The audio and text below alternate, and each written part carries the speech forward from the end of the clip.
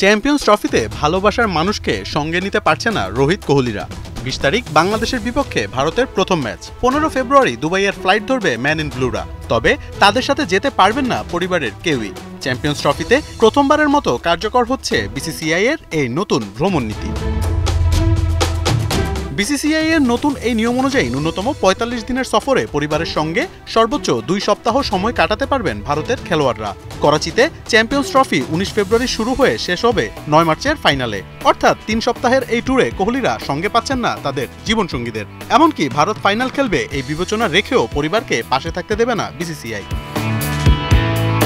নাম গোপন রাখার শর্তে বিসিসিআই এর এক কর্মকর্তা পিটিআইকে জানিয়েছেন, পরে কোনো কিছু পাল্টানো হলে ভিন্ন কথা, তবে এখন পর্যন্ত এই সফরে স্ত্রী কিংবা প্রেমিকার সঙ্গ পাবেন না খেলোয়াড়রা।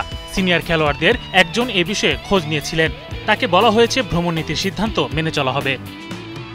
বিসিসিআই এর নতুন ভ্রমণ নীতি অনুসারে ৪৫ দিনের বেশি বিদেশ সফর থাকলে একবারের জন্য প্লেয়াররা দেখা করতে পারবে পরিবারের সাথে। অর্থাৎ চ্যাম্পিয়ন্স ট্রফিতে কোহলি কিংবা রোহিতদের সাপোর্ট দিতে দেখা যাবে না আনুষ্কা শর্মা, ঋতিকাদের। ফ্যামিলি সাফল্যের বড় অংশ।